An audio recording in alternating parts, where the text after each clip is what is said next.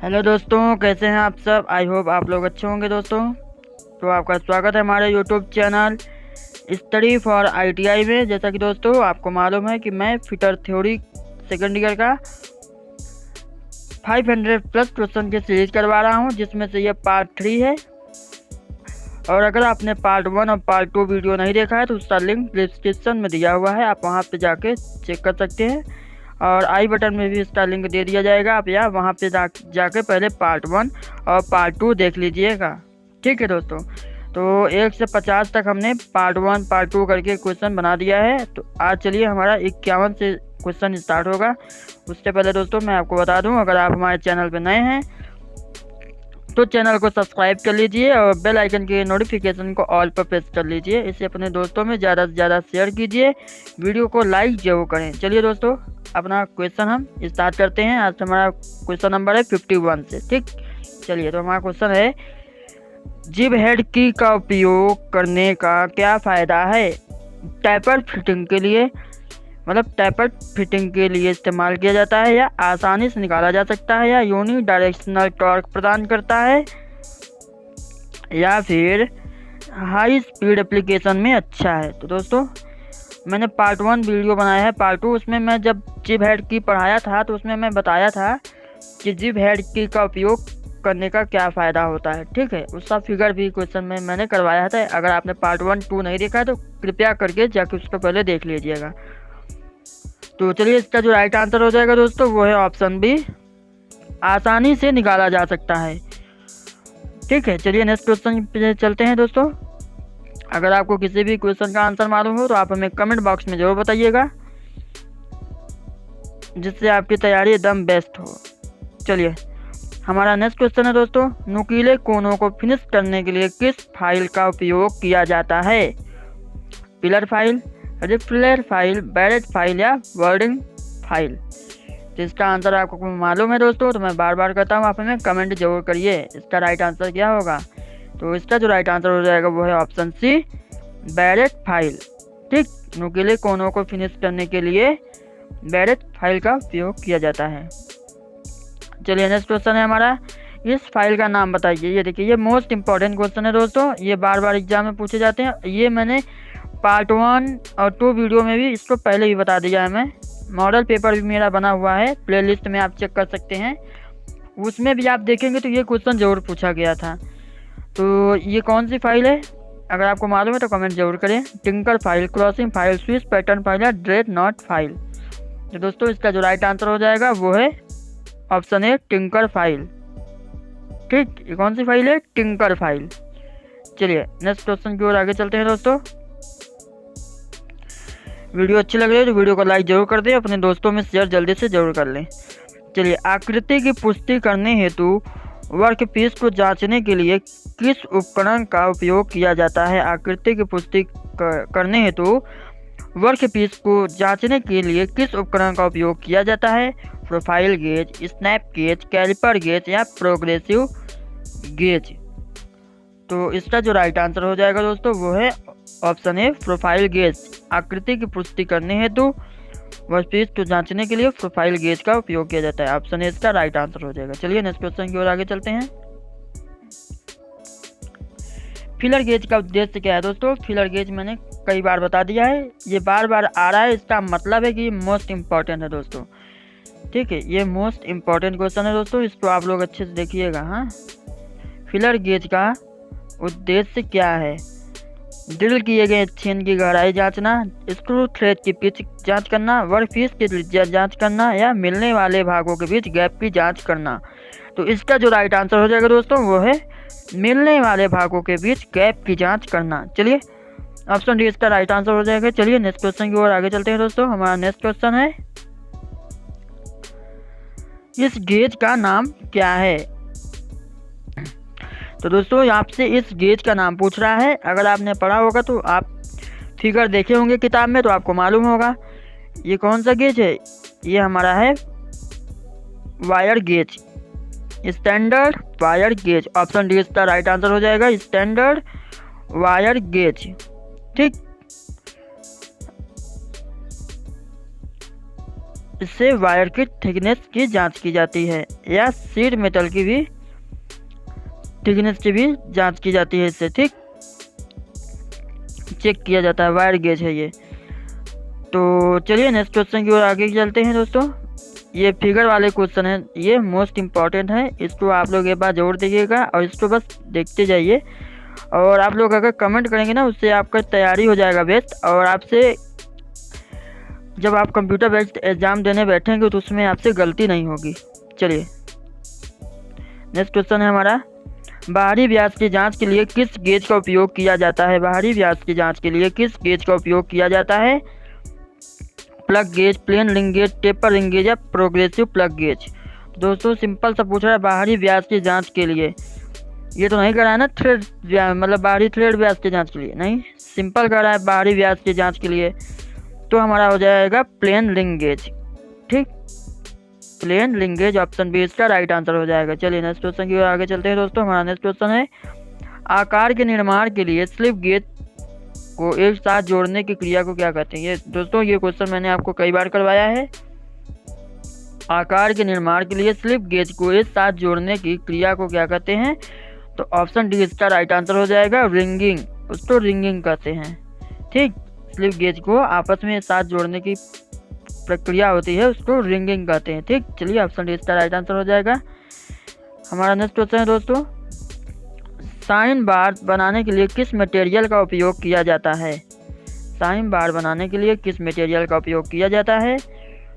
इनमार steel, high speed steel, उच्च carbon steel मतलब high carbon steel, या स्थिर क्रोमियम स्टील? तो इसका जो राइट आंसर हो जाएगा दोस्तों वो है ऑप्शन डी, स्थिर chromium steel, stabilise chromium steel. ठीक, ये इसका राइट आंसर हो जाएगा दोस्तों। साइन बार बनाने के लिए स्थिर क्रोमियम स्टील का उपयोग किया जाता है। चलिए नेक्स्ट क्वेश्चन की ओर आगे चलते हैं। हमारा नेक्स्ट क्वेश्चन है,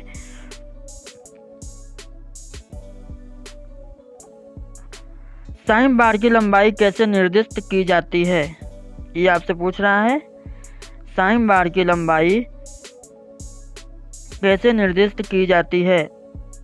तो इसका जो राइट आंसर हो जाएगा दोस्तों, अगर आप लोग पढ़े होंगे तो आप देखे होंगे कि रोलर्स जो होते हैं उसमें साइन बार में के केंद्र बिंदु के बीच की दूरी जो होती है वही साइन बार की लंबाई होती है। जैसा कि मैं रफली फिगर बनाने की कोशिश करता हूं दोस्तों, ऐसे कुछ इस प्रकार का हमारा साइन बार होता है। इसमें जो यहाँ पे रोलर्स लगे होते हैं, यहाँ पे इनका जो ये सेंटर से ये सेंटर के बीच की जो दूरी होती है वही साइन बार की लंबाई होती है। ठीक, यही क्या होती है? साइन बार की लंबाई होती है। ठीक, अगर फिगर हमसे नहीं सही से बना हो तो उसके लिए सॉरी दोस्तों, लेकिन ये कुछ इसी तरह फिगर होते हैं।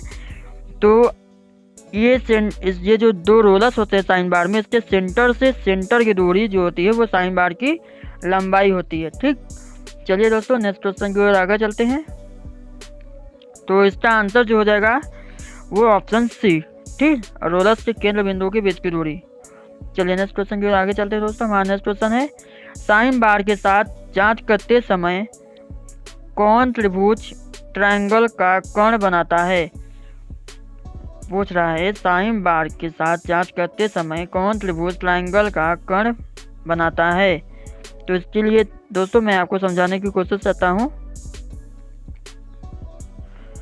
तो दोस्तों अगर आप अपने किताब में देखे होंगे तो कुछ इस तरह से फिगर बना रहता है। मैं यहाँ पे साइज नहीं बना पाया हूँ दोस्तों। तो ये जो हमारा स्लिप गेज है, इसके ऊपर मतलब साइन बार जो रखा जाता है टेपर की जांच के लिए। तो पूछ रहा है साइन बार के साथ जांच करते समय कौन त्रिभुज का ट्रायंगल मतलब कर्ण बनाता है? तो आप देख रहे होंगे ये हमारा ट्रायंगल बन रहा है ना, तो ये 90 डिग्री होता है दोस्तों। तो इसको तो हम लोग लंब कहते हैं, और ये इसको क्या कहते हैं? कर्ण कहते हैं ना। तो हमारा इसका जो राइट आंसर हो जाएगा दोस्तों वो है ऑप्शन सी, साइन बार की लंबाई। देख रहे हैं ना, इस सेंटर से सेंटर के अभी हमने आपको बताया जिसके बीच की दूरी जो होती है वो लेंथ होती है साइन बार की। तो यही क्या होती है? साइन बार की लंबाई ही कर्ण बनाती है। ठीक, ट्रायंगल। आई होप कि दोस्तों आपको समझ में आ रहा होगा। ठीक, तो इसका राइट आंसर हो जाएगा ऑप्शन सी। चलिए नेक्स्ट क्वेश्चन की ओर आगे चलते हैं दोस्तों। लैपिंग ऑपरेशन में अपघर्षण कंपाउंड के अत्यधिक उपयोग का क्या प्रभाव होता है। पूछ रहा है दोस्तों कि लैपिंग ऑपरेशन में अपघर्षण कंपाउंड के अत्यधिक उपयोग का क्या प्रभाव है। अशुद्धि का विकास होना, चमकीले धब्बे दिखाई देना, खटक मूवमेंट को बाधित करना या लैपिंग कंपाउंड चिपचिपा होना। मतलब पूछ रहा है कि लैपिंग ऑपरेशन में अपघर्षक कंपाउंड, अगर जो अपघर्षक होते हैं उनके अधिक उपयोग किया जाए तो उसका क्या प्रभाव होगा। तो उसका जो राइट आंसर हो जाएगा दोस्तों वो है ऑप्शन ए, अशुद्धि का विकास होगा। ठीक, अशुद्धियाँ आ जाएंगी, मतलब अच्छे से फिनिश नहीं हो पाएगा, फिर उसमें दरारें बन जाएंगी, कुछ अशुद्धियाँ आ जाएंगी, वही अशुद्धि का विकास होना। तो इसका जो राइट आंसर हो जाएगा वो है ऑप्शन ए। चलिए नेक्स्ट क्वेश्चन की ओर आगे चलते हैं दोस्तों। हमारा नेक्स्ट क्वेश्चन है, यदि वर्कपीस की तुलना में लैप कठोर हैं तो क्या होता है। यदि वर्कपीस की तुलना में अगर लैप कठोर हैं तो क्या होगा, ये आपसे पूछ रहा है। तो इसका जो राइट आंसर हो जाएगा दोस्तों वो है ऑप्शन ए। हमेशा याद रखिएगा, यदि वर्कपीस की तुलना में लैप कठोर हैं तो वर्कपीस जो है वो लैप को काट देगा। क्या, वर्कपीस लैप को काट देगा। ठीक, आई होप कि आप लोग इसे ध्यान में जरूर रखेंगे। ऑप्शन ए इसका राइट आंसर हो जाएगा। चलिए नेक्स्ट क्वेश्चन की ओर आगे चलते हैं। हमारा नेक्स्ट क्वेश्चन है, किस सामग्री का उपयोग छोटे व्यास के लैप बनाने के लिए किया जाता है। किस सामग्री का उपयोग छोटे व्यास के लैप बनाने के लिए किया जाता है। कास्ट आयरन, एल्यूमिनियम, कांच या जस्ता या तांबा, पीतल। तो इसका जो राइट आंसर हो जाएगा दोस्तों वो है ऑप्शन डी, तांबा या पीतल। ठीक, छोटे व्यास के लैप बनाने के लिए प्रयोग किया जाता है।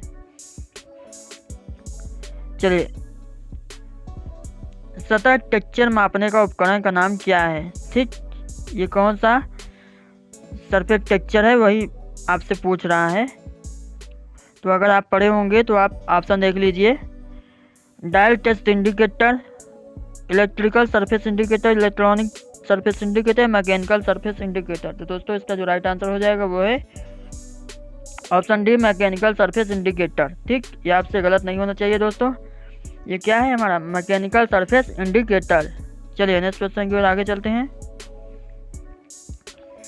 ऑनरिंग ऑपरेशन में बड़ी मात्रा के लिए मैनुअल स्ट्रोकिंग क्यों पसंद की जाती है। ऑनरिंग ऑपरेशन में बड़ी मात्रा के लिए मैनुअल स्ट्रोकिंग क्यों पसंद की जाती है।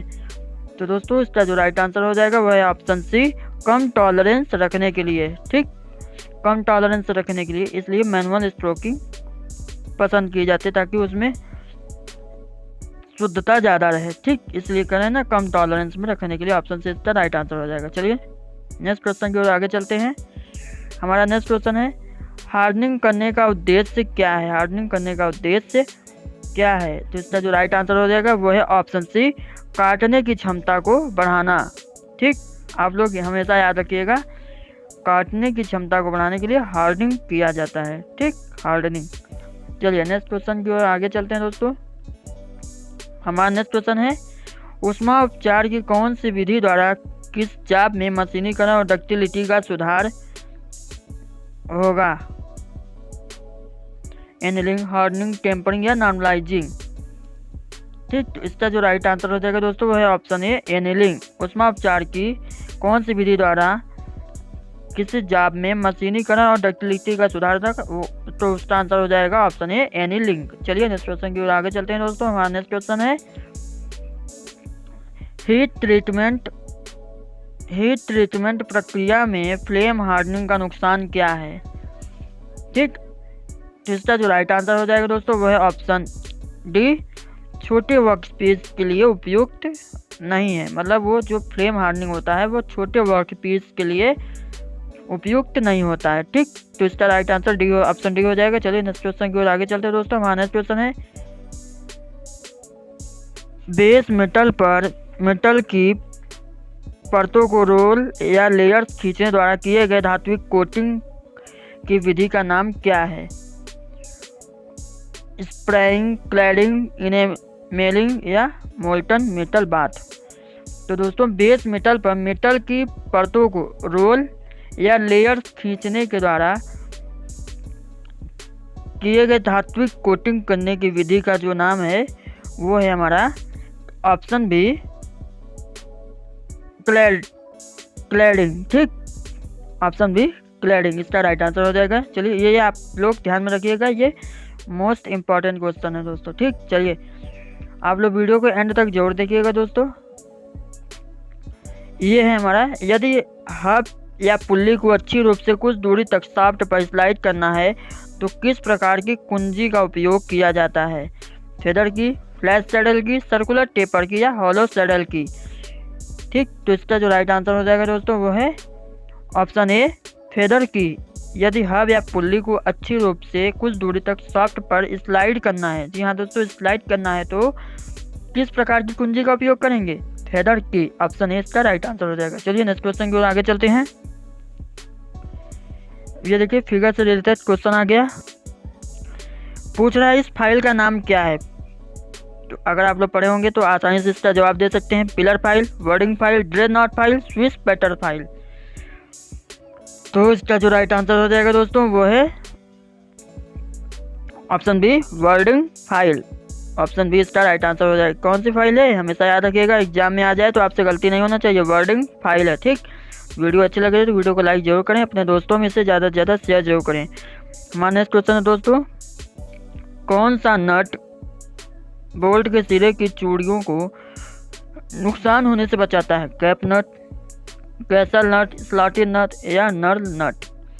जैसा कि पढ़ने से मालूम चल रहा है, कौन सा नट बोल्ट नट जो होता है बोल्ट के सिरे की चूड़ियों को नुकसान होने के बचाता है? तो इसका जो राइट आंसर जो तो वो है कैप नट। कैप नट, ठीक। कैप नट कुछ इस तरह से होते हैं, ठीक। ये इस तरह से इसमें चूड़ियाँ कटी होती है, आप लोग देखे होंगे। जो मतलब पाइप जहाँ पे ख़त्म हो जाती है तो कहीं पे आप ऐसे देखिए ऊपर ढक्कन टाइप का ऐसे लगाया जाता है, उसी को कैप नट कहते हैं, ठीक। तो वो क्या होता है, बोल्ट के सिरे की जो चूड़ियाँ होती हैं उसको ख़राब होने से बचाती है, ठीक। तो इसका राइट आंसर हो जाएगा ऑप्शन है कैप नट। चलिए नेक्स्ट क्वेश्चन की ओर आगे चलते हैं। हमारा नेक्स्ट क्वेश्चन है, ये मोस्ट इंपॉर्टेंट क्वेश्चन है दोस्तों, इससे आप लोग अपनी कॉपी में नोट्स जरूर कर लीजिए। इसमें से एक न एक क्वेश्चन आपको आना 100%, मतलब 100% कोई ना कोई प्रश्न इसमें से आना ही आना है। कि पूछ रहा है आपसे कि प्रिसीजन टूल रूम अनुप्रयोगों के लिए किस ग्रेड के स्लिप गेज का उपयोग किया जाता है? ग्रेड 00 या ग्रेड 0, ग्रेड 1, ग्रेड 2? तो दोस्तों इसका जो राइट आंसर हो जाएगा वो है ऑप्शन सी। इसका राइट आंसर हो जाएगा वो है ऑप्शन सी, ग्रेड 1, ठीक। प्रिसीजन टूल रूम अनुप्रयोगों के लिए, टूल रूम अनुप्रयोगों के लिए दोस्तों ये ग्रेड 1 यूज किया जाता है, ठीक। और ये जो हमारा ग्रेड 00 होता है इसके बारे में भी आप लोग थोड़ा सा ध्यान में रखिएगा। ये जो ग्रेड 00 होता है ये क्या है, ये जो ग्रेड 1 है इसी को हम लोग कहते हैं इंस्पेक्शन गेज, ठीक। टूल रूम के लिए प्रयोग होता है। और ग्रेड 00 जो होता है, ये जो ग्रेड 00 होता है वो होता है हमारा रेफरेंस गेज, ठीक है दोस्तों। आप लोग लिख लीजिएगा, ये ग्रेड 00 रेफरेंस गेज होता है। और ग्रेड 0 जो होता है हमारा, ये ग्रेड 0 उसको कहते हैं कैलिब्रेशन गेज, ठीक। कैलिब्रेशन गेज होता है हमारा 0। और ग्रेड 2 जो होता है वो वर्कशॉप गेज होता है, ठीक। ये कौन सा गेज होता है? ग्रेड 2 वर्कशॉप गेज होता है, ठीक। तो प्रिसीजन टूल रूम के अनुप्रयोग के लिए किस ग्रेड के स्लिप गेज का उपयोग किया जाता है? तो इसका जो राइट आंसर हो जाएगा वो है ऑप्शन सी, ग्रेड 1, ठीक। चलिए नेक्स्ट क्वेश्चन की ओर आगे चलते हैं दोस्तों। हमारा नेक्स्ट क्वेश्चन है, स्लिप गेज ब्लॉक बनाने के लिए किस मटेरियल का उपयोग किया जाता है? Tool steel, low grade steel, उच्च ग्रेडेड स्टील या उच्च कार्बन स्टील? तो इसका जो राइट आंसर हो जाएगा दोस्तों वो है option C, high grade steel with low thermal expression, ठीक। उच्च ग्रेडेड स्टील, ऑप्शन सी इसका राइट आंसर हो जाएगा। तो दोस्तों ये हमारा आज का लास्ट क्वेश्चन था। इसी तरह से हम 500+ क्वेश्चन की सीरीज आपके लिए करवा रहे हैं। अब वीडियो अच्छी लग रही है तो वीडियो को लाइक जरूर कर दीजिए, इसे ज़्यादा से ज़्यादा अपने दोस्तों में शेयर जरूर करें। और चैनल पर नए हैं तो चैनल को लाल बटन दबा के सब्सक्राइब जरूर कर लीजिए और बेल आइकन के नोटिफिकेशन को ऑल पर प्रेस कर लीजिए। तो मिलते हैं नेक्स्ट वीडियो में ऐसे ही वीडियो के साथ, तब तक के लिए जय हिंद, जय भारत।